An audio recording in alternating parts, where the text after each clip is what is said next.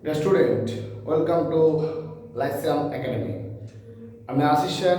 আমি তোমাদের আজকে বর্ধমান বিশ্ববিদ্যালয়ের যে ইউজির যে আন্ডার গ্র্যাজুয়েট যে কোর্স রয়েছে সেই আন্ডার গ্র্যাজুয়েট কোর্স সম্পর্কে তোমাদের আমি আলোচনা করব। বর্তমান দিনে বিভিন্ন ইউনিভার্সিটিগুলোতে এনইপি অর্থাৎ ন্যাশনাল এডুকেশনাল যে পলিসি রয়েছে 2020, সেই ন্যাশনাল এডুকেশন পলিসি 2020-র যে রুলস বা রেগুলেশন অনুযায়ী প্রত্যেকটা ইউনিভার্সিটি সমগ্র দেশ এবং আমাদের পশ্চিমবঙ্গের গোটা রাজ্যে ইউজি কোর্স শুরু হয়েছে। পিজি কোর্সও কিছু তেমন জায়গায় শুরু হয়েছে, তো কিছু কিছু ইউনিভার্সিটিতে শুরু হয়েছে, আবার কিছু কিছু ইউনিভার্সিটি শুরু হয়নি। তো যাই হোক, ঠিক আছে, আমরা মূলতভাবে ফোকাস করবো আজকে ইউজির যে কোর্সের উপর অর্থাৎ আন্ডার গ্র্যাজুয়েট যে কোর্সের উপরে। তো বেসিক্যালিভাবে এনইপির যে 2020-র যে সিলেবাস বা যে নাম্বার প্যাটার্ন, যে কোর্স প্যাটার্ন বা কোর্স স্ট্রাকচার, এই সমস্ত বিষয় নিয়ে মূলত আজকের ভিডিওটি হতে চলেছে। আগের ভিডিওটিতে আমরা যে কোর্স যে স্ট্রাকচার সেমিস্টার 1-এর অলরেডি আমরা আলোচনা করেছি, কিন্তু এখন বর্তমান দিনে বা এখন বর্তমান দিনে বলছি, এখন এই বর্তমান ভিডিওটিতে বা এই ভিডিওটিতে আমি মূলতভাবে তোমাদের যে পলিটিক্যাল সায়েন্সের সাবজেক্ট রয়েছে, পলিটিক্যাল সায়েন্স সাবজেক্টের সেমিস্টার 2-এর যে সিলেবাস এবং তার নাম্বার প্যাটার্ন এবং তার কোর্স স্ট্রাকচার নিয়ে আমি আপাতত এই ভিডিওটিতে আমি আলোচনা করব। আশা করি তোমাদের ভিডিওটি ভালো লাগবে, তোমরা ভিডিওটি কন্টিনিউ করতে থাকো, আশা করি তোমাদের অনেক এটা উপকারে আসবে। ওকে স্টুডেন্ট, শুরু করা যায়। সেমিস্টার 1-এর মতো সেমিস্টার 2-এতেও তোমাদের 6খানা পেপার করতে হবে। 1, 2, 3, 4, 5, 6খানা পেপার রয়েছে। টোটাল তোমাদের নাম্বার যে এক্সাম দিতে হবে সেটা হচ্ছে 400 নাম্বারের, ঠিক আছে? এই টোটাল রয়েছে।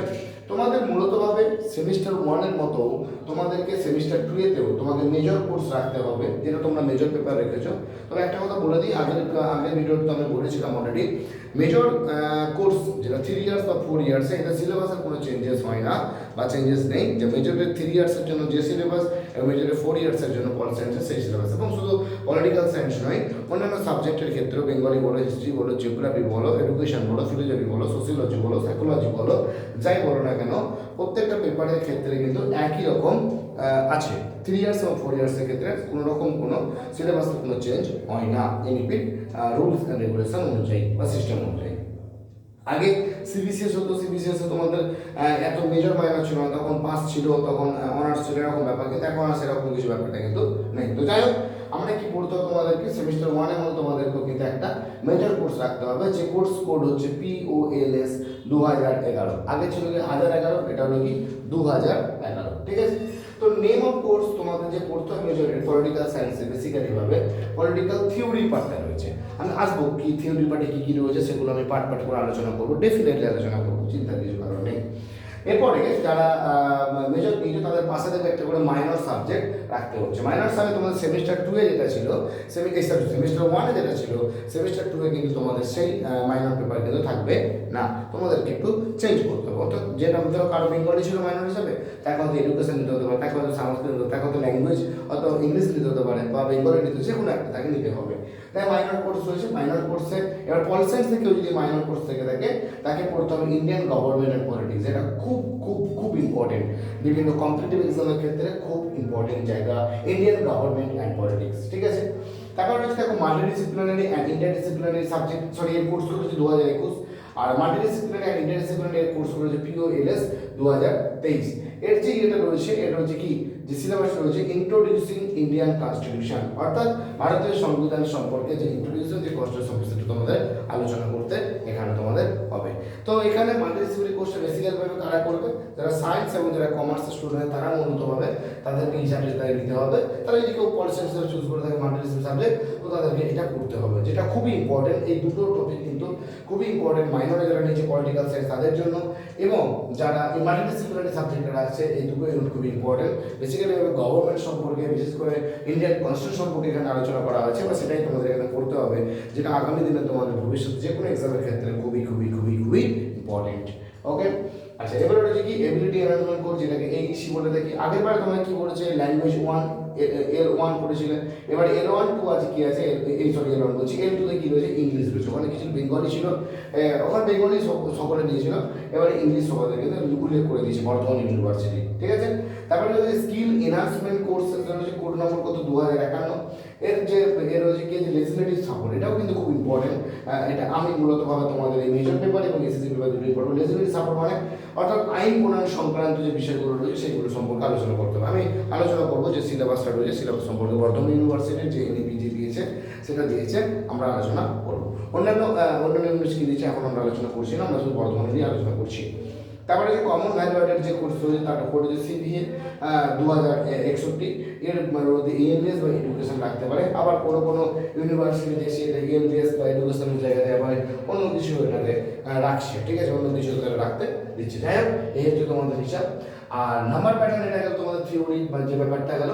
এবার মেজর কোর্সে যে তোমাদের নাম্বার প্যাটার্ন দেখো, তোমাদের 75 নম্বরের পরীক্ষা হবে, 60 নম্বর থিওরি এবং 15 নম্বর ইন্টারনাল। 60 নম্বরের মধ্যে সেমিস্টার 1 এর মধ্যে সেম 2 নম্বরের কোশ্চেন থাকবে 10টি, 10 দুগুণে 20, 5 নম্বরের কোশ্চেন থাকবে 4টি, 4 5 20, এবং 10 নম্বরের কোশ্চেন থাকবে 2টি, 10 দুগুণে 20। ঠিক আছে, যারা মাইনরিটিস বা পলিটিক্যাল সায়েন্সে রয়েছে তাদের করতে হবে ইন্ডিয়ান গভর্নমেন্ট পলিটিক্স, তাদের যে পরীক্ষা হবে এটা 75 নম্বর পরীক্ষা হবে, 60 নম্বর থিওরি, 15 নম্বর হচ্ছে তাদের ইন্টারনাল। এবং এই দুটো এক্সাম আগের সেমিস্টারে বলেছে, এই সেমিস্টারে বলছি এই শুধুমাত্র Indian government politics and political theory, মানে মেজর আর মাইনর পেপার, এই দুটো পেপারে শুধু তোমাদের বাইরে এক্সটার্নাল এক্সাম হবে, মানে বাইরে যে তোমাদেরকে এক্সাম দিতে হবে। বাদ বাকি তোমাদের যে কোর্সগুলো রয়েছে, multidisciplinary course, Aisi course, SSC course এবং হচ্ছে কমন ভ্যালুয়েটেড যে কোর্স রয়েছে, এই কমন ভ্যালুয়েটেড কোর্স এগুলো তোমাদের কিন্তু প্রত্যেকটা কিন্তু তোমাদের নিজস্ব কলেজে হবে। কিন্তু কোশ্চেন করবে এটুকু করে নিজস্ব কলেজে, মানে কলেজ স্যারেরা কোশ্চেন করবে, এটা কিন্তু সম্পূর্ণভাবে ভুল ধারণা। এখানে ইউনিভার্সিটি কোশ্চেন করবে, ইউনিভার্সিটি যারা কোশ্চেন যারা সেট করে থাকে তারাই করবে, তাদের দ্বারা কোশ্চেন রচিত হয়েছে। এখানে ইউনিভার্সিটি কলেজের টিচারদের বা কলেজের ডিপার্টমেন্টের টিচারদের কোনো রোল প্লে এখানে করে না বা কোনো ভূমিকা নেয়, খাতা দেখাতেও কোনো ভূমিকা নেয় এবং ইয়েতেও কোনো ভূমিকা নেয়। শুধুমাত্র ইউনিভার্সিটির এই কলেজের ডিপার্টমেন্টের হাতে তোমাদের রয়েছে শুধুমাত্র ইন্টারনালে যে 10 নাম্বার, প্রেজেন্টে তোমাদের প্রেজেন্ট যেমন থাকে সেরকম নাম্বার, আর 10 নাম্বার শুধুমাত্র রাখে কলেজের হাতে, তারপর গোটা ডিপার্টমেন্টের হাতে। সুতরাং এখানে যে কলেজের স্যারের কাছে যে পড়তে হবে এমন কোনো মানসিকতা তোমাদের রেখো না, যে ভালো পড়ে তার কাছে তোমরা যাও, ভালো পড়ো, এটুকু আমি চাইবো। যাই, ঠিক আছে, ওকে। নেক্সট কি রয়েছে মাল্টিডিসিপ্লিনারি কি রয়েছে, মাল্টিডিসিপ্লিনারি তোমাদের হচ্ছে কি 50 নম্বরের কোর্স, 50 নম্বরের এক্সাম, তার মধ্যে 40 নম্বরের তোমার থিওরি পেপার, প্র্যাকটিক্যাল হচ্ছে 0 এবং ইন্টারনাল হচ্ছে এখানে 10 নম্বর। এটা কি হয়ে থাকে মাল্টিডিসিপ্লিনারি কোর্স তোমাদের, এটা তোমাদের হয়ে থাকে ইন্ট্রোডিউসিং ইন্ডিয়ান কনস্টিটিউশন, যেটা তোমাদের হবে কি এমসিকিউ প্যাটার্ন হবে, ঠিক আছে। আচ্ছা, এবিলিটি অ্যানালাইসিস কোড ল্যাঙ্গুয়েজ, এটা তোমার 50 নম্বরে, 40 নম্বর তোমার থিওরি, 10 নম্বর ইন্টারনাল, এটা তোমার হবে এমসিকিউ প্যাটার্নের। এসিসি রয়েছে রেজিস্ট্রেটিভ সাপোর্ট, এটা 50 নম্বরের এক্সাম হবে, 40 নম্বরের থিওরি, 10 নম্বর ইন্টারনাল। এটা তোমার হবে কি যেমন একটু আগে বললাম যে 2 নম্বরের কোশ্চেন থাকবে ওখানে 10টা, এখানেও 10টা থাকবে, ওখানে বলে যেটা 5 নম্বরের কোশ্চেন থাকবে 4টে, এখানে বলে 5 নম্বরের কোশ্চেন থাকবে 2টো, আর বড় কোশ্চেন থাকবে ওখানে বলেছে 2টো, এখানে থাকবে 1টা। এই হচ্ছে টোটাল হচ্ছে 50 নম্বরের পরীক্ষা, তোমার 40 নম্বর তোমাদের পরীক্ষা এখানে হবে, ওকে। আর কমন ভ্যালুয়েটেড যে কোর্স আছে ইএমএস বলো বা এডুকেশন বলো, চাই থাকবে না কেন, এখানে তোমাদের করতে হবে 80 নম্বরের তোমার থিওরি, 100 নম্বর পরীক্ষা হবে, 80 নম্বর তোমার থিওরি দিতে হবে এবং ইন্টারনাল দিতে হবে 20 নম্বর, টোটাল 100 নম্বরে তোমাদের এখানে এক্সাম হবে। এই হচ্ছে টোটাল হচ্ছে তোমাদের যে কোর্স স্ট্রাকচার সেমিস্টার 2 সেমিস্টার 2 যারা এখন বর্তমান ইউনিভার্সিটি যেটা সেমিস্টার 2 অলরেডি পড়ছো তাদের জন্য ভিডিওটা কিন্তু খুবই উপকার। তারা এই সম্পর্কে যারা এখন তোমাদের মধ্যে ধোঁয়াশা রয়েছে কী পড়তে হবে না পড়তে হবে দোদুল্যমান অবস্থা রয়েছে, তো আমি বলবো তোমাদের এই ভিডিওটা খুবই উপকার আসবে এবং এটা থেকে তোমাদের অনেক যে ইনফরমেশন রয়েছে সেগুলো তোমাদের ক্লিয়ার হবে, ওকে। তো ডিয়ার স্টুডেন্ট, আমি এবারে তোমাদের যে মেজর কোর্সে যেটা রয়েছে আর এসএসসি কোনটা রয়েছে সেটা নিয়ে তোমাদের আমি আলোচনা করবো যে কী কী বিষয় এখানে রয়েছে। দেখো, তোমাদের ইউনিভার্সিটি যে রয়েছে, ইউনিভার্সিটি তোমাদের এখানে মূলতভাবে মেজর কোর্সের মধ্যে তোমাদের যে সিলেবাসটা এখানে ইনক্লুড করেছে সেটা তোমাদের হচ্ছে কী হচ্ছে পলিটিক্যাল থিওরি। পলিটিক্যাল থিওরির মধ্যে পাওয়ার যে বিষয়টা তোমার এখানে রয়েছে, প্রথম যে ইউনিট রয়েছে হচ্ছে meaning of politics and political theory, অর্থাৎ রাজনীতির অর্থ এবং রাজনৈতিক তত্ত্বের যে অর্থ, রাজনীতি এবং রাজনৈতিক অর্থ সম্পর্কে আলোচনা করতে বলেছে, and meaning and significance of political theory, এবং রাজনৈতিক তত্ত্ব তোমার হচ্ছে অর্থ এবং তার তাৎপর্য সম্পর্কে আলোচনা করা হয়েছে তোমাদের হচ্ছে এই ফার্স্ট ইউনিটে, ওকে। স্টুডেন্ট দ্বিতীয় নম্বর যে ডিফারেন্ট অ্যাপ্রোচ রয়েছে, ডিফারেন্ট অ্যাপ্রোচ কী রয়েছে এখানে রয়েছে, প্রথমে রয়েছে তোমার যে ট্র্যাডিশনাল অ্যাপ্রোচ, সাবেকি বা দৃষ্টিভঙ্গি বা ঐতিহ্যবাহী দৃষ্টিভঙ্গি বা চিরাচরিত দৃষ্টিভঙ্গি সম্পর্কে রয়েছে। দ্বিতীয় রয়েছে তোমার বিহেভিয়ার অ্যান্ড পোস্ট বিহেভিয়ার, অর্থাৎ আচরণবাদ এবং উত্তর আচরণবাদ সম্পর্কে আলোচনা করতে বলা হয়েছে। তৃতীয় নম্বর যে দৃষ্টিভঙ্গি রয়েছে সেটি রয়েছে মার্ক্সীয় দৃষ্টিভঙ্গি, এটা গেল কি তোমার দ্বিতীয় অধ্যায়। তৃতীয় অধ্যায় কী রয়েছে ভাই, তৃতীয় রয়েছে তোমার concept of sovereignty. Concept of sovereignty বলতে বোঝাচ্ছে এখানে সার্বভৌমিকতা সম্পর্কে আলোচনা করা হচ্ছে। এখানে সার্বভৌমিকতার 3টে রয়েছে, মনিস্টিক, প্লুরালিস্টিক অ্যান্ড হচ্ছে পপুলার। অর্থাৎ মনিস্টিক বলতে এখানে কী বলা হচ্ছে, একত্ববাদের কথা বলা হচ্ছে। প্লুরালিস্টিক মানে তোমার এখানে বহুত্ববাদের কথা বলা হচ্ছে। অ্যান্ড পপুলারে বলতে এখানে তোমার হচ্ছে কি জনগণের সার্বভৌমত্বের কথা বলা হচ্ছে, ঠিক আছে। 4 নম্বর অধ্যায় রয়েছে কি তোমার রাইট, লিবার্টি অ্যান্ড ইকুয়ালিটি, অর্থাৎ অধিকার, স্বাধীনতা এবং সাম্য। এবং এই অধিকার, স্বাধীনতা, সাম্যের কি বলেছে মিনিং, দেয়ার ইন্টার রিলেশনশিপ, এবং তাদের মধ্যে আন্তঃসম্পর্কের কথা এখানে বলা হয়েছে। 5 নম্বর হচ্ছে কি theory of justice. Theory of justice এখানে তোমার মূলতভাবে এখানে রলসের কথা বলা হয়েছে, রলস। 6 নম্বরে কি রয়েছে, 6 নম্বরে রয়েছে আইডিওলজি অর্থাৎ মিনিং অ্যান্ড ভ্যারিয়েন্স। আইডিওলজির মধ্যে ভ্যারিয়েন্টসগুলো, তো আইডিওলজি মানে মতাদর্শের কথা বলা হচ্ছে। মতাদর্শে কী কী রয়েছে এখানে, লিবারালিজম অ্যান্ড নিউ লিবারালিজম অর্থাৎ উদারনীতিবাদ এবং নয়া উদারনীতিবাদ। তারপরে রয়েছে কি সোশ্যালিজম বা সমাজতন্ত্রবাদ। তারপরে রয়েছে কি ফ্যাসিজম অর্থাৎ ফ্যাসিবাদ। তারপরে রয়েছে কি ফেমিনিজম মানে তোমার হচ্ছে এটা কি নারীবাদ সম্পর্কে আলোচনা করতে হবে। খুব ইন্টারেস্টিং টপিক রয়েছে। থিওরিটিক্যাল বেস যে সিলেবাস তোমাদের রয়েছে, আমি এটুকু বলে রাখি আগামী দিনে তোমাদের যদি কোনো ধরনের নেট সেট এক্সাম, কলেজের এক্সামের জন্য বা তোমরা কোনো ধরনের যদি স্কুল লেভেলের এক্সামের জন্য তোমরা যদি কোনো ধরনের প্রিপেয়ার হয়ে দেখো, তো ডেফিনেটলিভাবে এই সিলেবাস তোমাদের খুব ভালোভাবে পড়তে হবে। কারণ প্রত্যেকটা সিলেবাস বর্তমানে ওয়েস্ট বেঙ্গলের যে এসএসসি যে স্কুল সার্ভিস কমিশন যে এক্সাম নেয়, তার সিলেবাসের মধ্যে মোটামুটিভাবে এগুলো সবই 100% আমি বলে দেবো, 100% না হয়তো বলে দেবো 90% তোমাকে সিলেবাসের মধ্যে ইনক্লুড আছে ওই সিলেবাসের মধ্যে। তো ডেফিনেটলি আগাতে তোমার যে টার্গেট থেকে থাকে স্কুলে জব করার জন্য বা কলেজে জব করার জন্য, ডেফিনেটলিভাবে তোমাকে এখন থেকে কিন্তু তোমাকে এটা ভালো করে পড়তে হবে। তো ডেফিনেটলিভাবে সেইভাবে করার চেষ্টা করো, সেরকমভাবে টিচারের কাছে যাও যেন তোমাকে ভালো পড়াবে, ভালো শেখাবে এবং জিনিসগুলো সম্পর্কে তোমাকে একটা বেসিক নলেজ তোমাকে দিতে পারবে। ওই নোট ভিত্তিক পড়াশোনা করো না, যেন আগামী দিনের জন্য খুব বিপজ্জনক হতে চলেছে। 7 নম্বর যে ইউনিট রয়েছে কি theories of state. Theories of স্টেটের মধ্যে কী রয়েছে, অর্থাৎ রাষ্ট্র সম্পর্কে যে তত্ত্ব রয়েছে কি আইডিয়ালিস্টিক যে থিওরি অর্থাৎ আদর্শবাদ রয়েছে। তারপরে রয়েছে কি লিবারাল অর্থাৎ উদারনীতিবাদ রয়েছে। তারপরে রয়েছে কি মার্কসিস্ট অর্থাৎ মার্ক্সবাদ রয়েছে। এবং তারপরে রয়েছে কি গান্ধীয়ান অর্থাৎ গান্ধীবাদ সম্পর্কে তোমাদের এখানে আলোচনা করা হয়েছে। এই হলো তোমাদের 7খানা ইউনিট রয়েছে মেজরের জন্য। এই 7খানা ইউনিটের মধ্যে এই বিষয়গুলো কিন্তু রয়েছে খুব সুন্দরভাবে। এগুলো লাইসেম একাডেমির অলরেডি সেমিস্টার 2 অলরেডি ক্লাস চলছে, অফলাইন এবং অনলাইন দুটো ক্লাসে চলছে। তো যারা ইন্টারেস্ট রয়েছে তারা অবশ্যই আশিস স্যারের সঙ্গে যোগাযোগ করতে পারো, মানে আমার সাথে যোগাযোগ করতে পারো। আমি তোমাদের যতটুকুভাবে সাহায্য করতে পারি বা যতটুকু তোমাদের করতে পারি আমি অবশ্যই করবো। এবং আমাদের ফার্স্ট সেমিস্টারে অলরেডি ক্লাস শুরু হয়ে গেছে, তোমাদের আগেও বলেছি আগের ভিডিওতে এবং এবার ভিডিওতেও বলছি, ফার্স্ট সেমিস্টারে ক্লাস শুরু হয়ে গেছে।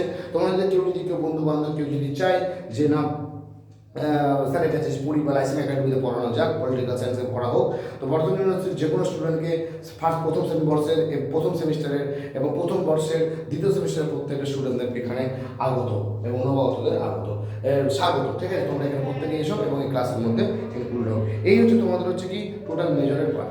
এবার তোমাদের কী রয়েছে, এবারে মাইনর হিসাবে যেটা রয়েছে কি মাইনর হিসাবে খুব সুন্দর সিলেবাস রয়েছে, যেটা আগামী দিনে তোমাদের কিন্তু খুব কাজে লাগবে। যে ইন্ডিয়ান গভর্নমেন্ট অ্যান্ড পলিটিক্স অর্থাৎ ইন্ডিয়ান গভর্নমেন্ট ভারত সরকার এবং বা ভারতের শাসন ব্যবস্থা এবং রাজনীতি, ভারতের শাসন ব্যবস্থা এবং রাজনীতি সম্পর্কে কি আলোচনা করা যায়, এটা মাইনরের মধ্যে রয়েছে। মাইনরের মধ্যে প্রথম ইউনিট কী রয়েছে, ওয়ানে কী রয়েছে কনস্টিটিউটিভ অ্যাসেম্বলি অর্থাৎ গণপরিষদ সম্পর্কে আলোচনা করো। ইটস কম্পোজিশন অ্যান্ড রোল, এর গণপরিষদে কী বলেছে গঠন এবং তার ভূমিকা সম্পর্কে আলোচনা করো। খুব ইন্টারেস্টিং, আগামী দিনের যে কোনো পরীক্ষার ক্ষেত্রে এটা কিন্তু খুবই ইম্পর্টেন্ট এবং খুব প্রয়োজনীয়। দ্বিতীয় নম্বর কী রয়েছে পিরাম্বেল অ্যান্ড সিগনিফিকেন্স, মানে প্রস্তাবনা এবং তার হচ্ছে তাৎপর্য সম্পর্কে আলোচনা করো। কী বললাম, প্রস্তাবনা এবং তার তাৎপর্য সম্পর্কে আলোচনা করো। দ্বিতীয় নম্বর কী রয়েছে fundamental rights and duties. Fundamental rights and duties মানে কী হচ্ছে মৌলিক কর্তব্য, মৌলিক অধিকার এবং মৌলিক কর্তব্য। এবং তার সমর্থন কী রয়েছে directive principles of state policy, মানে রাষ্ট্র পরিচালনা নির্দেশমূলক নীতি সম্পর্কে আলোচনা করো। 3 নম্বর হচ্ছে কি নেচার অফ ইন্ডিয়ান ফেডারেলিজম অর্থাৎ ভারত যুক্তরাষ্ট্র ব্যবস্থার যে প্রকৃতি, সেই প্রকৃতি সম্পর্কে আলোচনা করা বলা আছে। এবং সে সম্বন্ধে এখানে বলা আছে সেলফ স্টেট রিলেশন অর্থাৎ সেলফ স্টেট রিলেশন মানে কি হচ্ছে কেন্দ্র এবং রাজ্যের মধ্যে যে সম্পর্ক, সেটা লেজিসলেটিভ অ্যাডমিনিস্ট্রেটিভ এবং ফিনান্সিয়াল অর্থাৎ আইন সংক্রান্তভাবে কেন্দ্র রাজ্যের মধ্যে যে সম্পর্ক, শাসন সংক্রান্ত কেন্দ্র রাজ্যের মধ্যে সম্পর্ক এবং অর্থ সংক্রান্ত কেন্দ্র রাজ্যের মধ্যে সম্পর্ক রয়েছে, সেই সম্পর্ক আলোচনা খুব ইম্পর্টেন্ট। এটা আগামী দিনে পরীক্ষার জন্য খুবই ইম্পর্টেন্ট, বিশেষ করে কম্পিটিটিভ এক্সামের ক্ষেত্রে। সাবজেক্টিভ তো রয়েছে এবং কম্পিটিটিভ খুবই কিন্তু প্রয়োজন। 4 নম্বর কী রয়েছে ইউনিয়ন লেজিসলেচার অর্থাৎ এখানে কী রয়েছে লোকসভা রাজ্য অর্থাৎ কি কেন্দ্রীয় আইনসভা, কেন্দ্রীয় আইনসভা দুটি কক্ষ রয়েছে, রাজ্যসভা এবং লোকসভা, সেই বিষয়টা এখানে আলোচনা করা হয়েছে, তাদের গঠন এবং তাদের ক্ষমতা কার্যাবলী। তারপরে হচ্ছে কি তার স্পিকার মানে কি হচ্ছে তোমার হচ্ছে স্পিকার মানে লোকসভার যিনি সভাপতি তাকে বলা যায় স্পিকার, এবং সেই স্পিকারের এখানে ক্ষমতা কার্যাবলী সম্পর্কে আলোচনা করা হয়েছে। এবং সেই সঙ্গে সঙ্গে এখানে কি বল স্টেট লেজিসলেচার অর্থাৎ রাজ্য আইনসভার যে গঠন, তার ক্ষমতা বা তার কার্যাবলী সম্পর্কে এখানে আলোচনা করা হয়েছে। Composition state legislature composition and function and বিধানসভা অর্থাৎ ওই রাজ্য আইনসভা রাজ্যসভা দুটি কক্ষ বিধান পরিষদ এবং বিধানসভা, এই বিধানসভা এবং বিধান পরিষদের তার যে গঠন, তার যে ক্ষমতা, তার যে কার্যাবলী, সেই সম্পর্কে আলোচনা করা হয়েছে। 5 নম্বর কী রয়েছে ইউনিয়ন অ্যান্ড স্টেট এক্সিকিউটিভ অর্থাৎ কেন্দ্রীয় এবং রাজ্য শাসন ব্যবস্থা তার মধ্যে কে রয়েছে? প্রেসিডেন্ট রয়েছে, প্রাইম মিনিস্টার রয়েছে, অর্থাৎ রাষ্ট্রপতি এবং হচ্ছে কি প্রধানমন্ত্রী। পাওয়ার অ্যান্ড ফাংশন এবং তাদের ক্ষমতা কার্যাবলী সম্পর্কে আলোচনা করার কথা বলা হয়েছে। অ্যান্ড দেন কি রয়েছে? গভর্নর অ্যান্ড চিফ মিনিস্টার, অর্থাৎ রাজ্যপাল এবং হচ্ছে কি মুখ্যমন্ত্রী সম্পর্কে আলোচনা করা এবং তাদের ক্ষমতা, পাওয়ার অ্যান্ড ফাংশন, তাদেরও ক্ষমতা কার্যাবলী সম্পর্কে আলোচনা করা হয়েছে। খুব ইম্পর্টেন্ট আগামী পরীক্ষার জন্য। তারপরে হচ্ছে কি 6 নম্বর হচ্ছে কি জুডিশিয়ারি যে ব্যাপারটা হচ্ছে কি সুপ্রিম কোর্ট অ্যান্ড হাইকোর্ট, অর্থাৎ সুপ্রিম কোর্ট হাইকোর্ট বলতে কি হচ্ছে? বিচার ব্যবস্থা যে সর্বোচ্চ ব্যবস্থা সুপ্রিম কোর্ট এবং যে রাজ্য স্তরের যে হাইকোর্ট সেই সম্পর্কে আলোচনা, তাদের কম্পোজিশন এবং তাদের ফাংশন, তাদের গঠন এবং তাদের কার্যাবলী সম্পর্কে আলোচনা করার কথা বলা হয়েছে এখানে। দেন কি রয়েছে? পার্টি সিস্টেম ইন ইন্ডিয়া, অর্থাৎ কি আছে? পার্টি সিস্টেম মানে দল ব্যবস্থা সম্পর্কে। দল ব্যবস্থা কি আছে এখানে? ফিচার্স অ্যান্ড ট্রেন্ডস, অর্থাৎ দল ব্যবস্থা কি আছে এখানে? কি বৈশিষ্ট্য এবং তার হচ্ছে প্রবণতা। তো কোয়ালিশন গভর্নমেন্ট, অর্থাৎ জোট যে শাসন ব্যবস্থা রয়েছে সেই জোট সরকার বা জোট শাসন ব্যবস্থার কথা বলা আছে।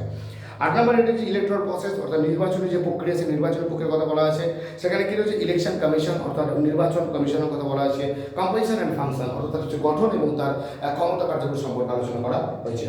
এবার তোমার কিছু ইলেকট্রাল রিফর্মস, অর্থাৎ নির্বাচন প্রক্রিয়ায় যে বিভিন্ন সংস্কার হচ্ছে সেই সংস্কারগুলো সম্পর্কে এখানে আলোচনা করা হয়েছে, অর্থাৎ নির্বাচন ব্যবস্থার যে সংস্কার সেই সংস্কারগুলো সম্পর্কে এখানে কিন্তু আলোচনা করা হয়েছে। ওকে স্টুডেন্ট, এরপর তোমার হচ্ছে কি মাল্টিডিসিপ্লিনারি রয়েছে। মাল্টিডিসিপ্লিনারির মধ্যেও তোমাদের যেটা বলে থাকি, মাল্টিডিসিপ্লিনারি যেটা একটু আগে বললাম, মাল্টিডিসিপ্লিনারি বা ইন্টারডিসিপ্লিনারি যে কোর্স রয়েছে, এই ইন্ট্রোডিউসিং ইন্ডিয়ান কনস্টিটিউশন, এই ইন্ডিয়ান মাল্টিডিসিপ্লিনারি যে গল্পটা রয়েছে ইন্ট্রোডিউসিং ইন্ডিয়ান কনস্টিটিউশন, সেটা তোমাদের একটু বলে দিই। এখানে দেখো ওই যেটা তোমার মাইনরিটি যে টপিকটা রয়েছে সেটার মধ্যে অনেকটা একটুখানি কম, একটা অধ্যায় শুধু কম। কি আছে? Salient feature of the Indian constitution and preamble, অর্থাৎ ভারতীয় যে বলে দিই, একটু বলে এক নাই বলে দিচ্ছি এটা। Salient feature of the Indian constitution, অর্থাৎ ভারতীয় যে সংবিধান রয়েছে, ভারতীয় সংবিধানের যে মূল বা প্রধান বৈশিষ্ট্য কথা বলা হয়েছে, অ্যান্ড প্রিঅ্যাম্বল প্রস্তাবনার কথা বলা হয়েছে। 2 নম্বর কি রয়েছে? 2 নম্বর হচ্ছে ফান্ডামেন্টাল রাইটস অ্যান্ড ডিউটিস, অর্থাৎ মৌলিক অধিকার এবং মৌলিক কর্তব্যের কথা বলা হয়েছে, এবং directive principal of state policy, অর্থাৎ রাষ্ট্র পরিচালনার নির্দেশমূলক নীতির কথা এখানে বলা হয়েছে। 3 নম্বর কি হচ্ছে? নেচার অফ ইন্ডিয়ান ফেডারেলিজম, অর্থাৎ কি বলেছে এখানে? ভারতীয় যে যুক্তরাষ্ট্র ব্যবস্থা, যুক্তরাষ্ট্রের প্রকৃতি সম্পর্কে আলোচনা কথা বলা হয়েছে। 4 নম্বর হচ্ছে কি ইউনিয়ন লেজিসলেচার, আমি বললাম একটু আগে যে কেন্দ্রীয় আইন দুটি করে যে রাজ্যসভা এবং লোকসভা ছিল, রাজ্যসভা লোকসভা আলোচনা করা হয়েছে, তাদের কম্পোজিশন, তাদের গঠন এবং তাদের ফাংশন, তাদের ক্ষমতা কার্যকরী আলোচনা করা হয়েছে। এবং কি হচ্ছে? ওই লোকসভার যে স্পিকারের ক্ষমতা আলোচনা করার কথা বলেছে। তারপরে কি হচ্ছে? ইউনিয়ন আর স্টেট এক্সিকিউটিভ, কেন্দ্রীয় এবং রাজ্য শাসন ব্যবস্থা রয়েছে। সেখানে কি রয়েছে? প্রেসিডেন্ট অ্যান্ড প্রাইম মিনিস্টার, অর্থাৎ রাষ্ট্রপতি এবং প্রধানমন্ত্রীর কথা বলা হয়েছে, বা তাদের পাওয়ার অ্যান্ড ফাংশনের কথা বলা হয়েছে।